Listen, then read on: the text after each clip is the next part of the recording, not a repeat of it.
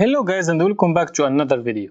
Today we will cover the game between the young Indian prodigy Gukesh and grandmaster Daniel Carlos from Cuba. It's round 7 of the 44th Chess Olympiad in Chennai, and Gukesh has already won all of his 6 previous rounds, and today he adds another win to his pocket. So without further introduction, let's check out this amazing game. The game starts with e4 c5. Of course Gukesh goes for sharp openings simply because he wants to win with both colors. Knight to f3 and now knight to c6. And here white has a lot of options. He can go d4 and play the open Sicilian. Also he can go bishop to b5 and play the Rosso Limo. But here white chooses a somewhat quieter move and he goes simply c3.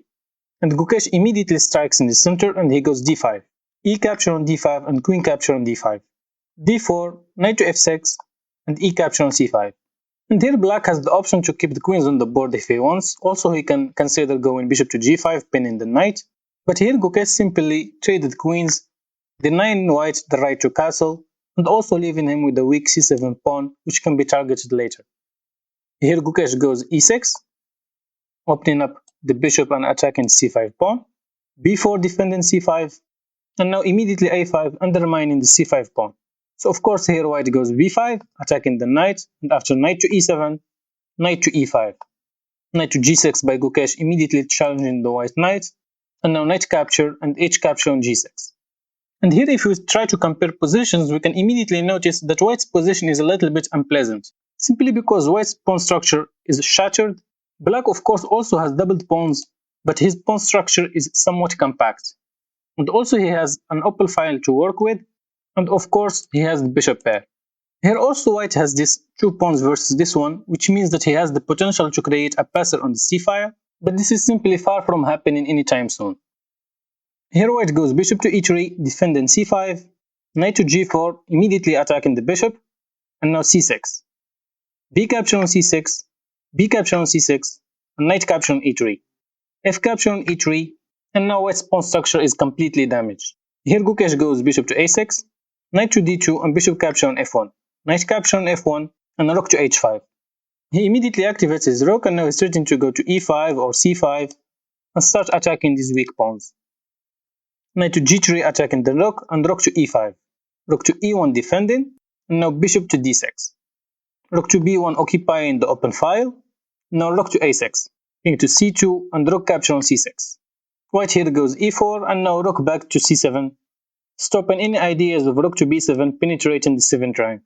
Rook to e3 and now king to e7. Rook to d3, and now rook on e to c5, putting more pressure on the c3 pawn. Knight back to e2 over defending the pawn, and now bishop to e5. g3 and now rook to c4, targeting the e4 pawn. Rook to a3 defending, and now bishop back to d6. And here black actually is inviting white to go e5.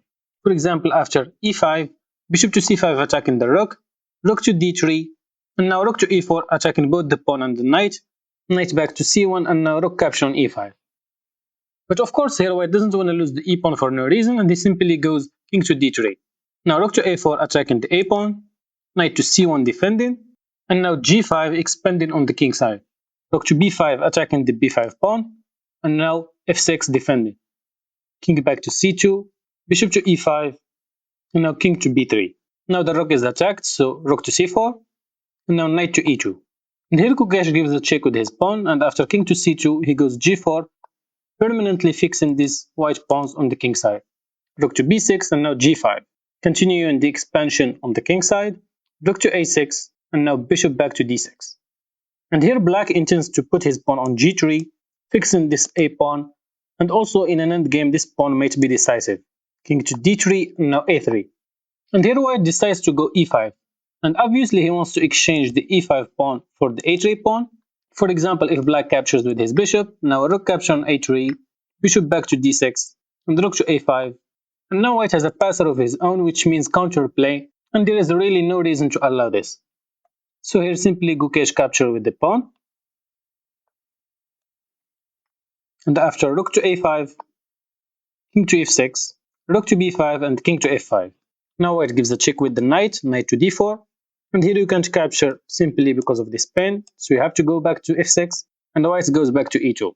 White is just repeating, there is nothing he can do with his passive position, but of course black doesn't want any repetition and he simply goes rook to a4.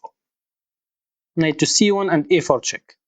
King back to c2. Here, for example, if you try to capture with the rook, after rook capture, king capture, rook capture on c3, knight to e2, rook to c2. Here the a pawn will fall and this pawn will be very dangerous. For example, after knight to d4, rook capture on a2, white's position is obviously collapsing. So here white goes back with his king to c2, and now rook to c4, adding more pressure on the c3 pawn. And here white makes the last decisive mistake, he goes king to b3. And this allows for a very elegant and beautiful move, bishop to f4. Now before we explain what's happening here, let's see what white should have done. Here white should have gone rook to b3. And this is of course passive, but at the very least it's better than what happened in the actual game. After bishop to b4, king to d2, bishop to c5 attacking the rook, rook to e1, bishop to f2, rook to f1, now e3. And here we can see that this pawn is extremely dangerous, and also combined with the bishop, there is no way to get rid of this pawn. And white is probably lost, of course, but at the very least this is not decisive yet.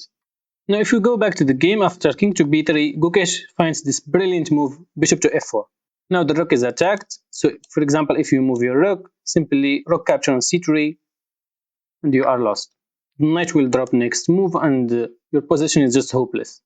So if you can't move the rook and you simply decide to capture the bishop, after pawn capture, again it's the same story, the rook is attacked and c3 pawn is attacked, and you can't stay on the third rank with your rook. After you go with the rook back to e1, simply black will capture on c3 and the knight will drop next, and this is the end of the game again. So here after this shocking move bishop to f4, white captured with the pawn, and after pawn capture on f4, white just simply resigned as there is nothing to be done. Okay guys, I hope you enjoyed this video. Please, if you're not already subscribed to my channel, hit that subscribe button and also turn on the notification bell to get our latest updates. Thank you guys for watching and see you in the next video.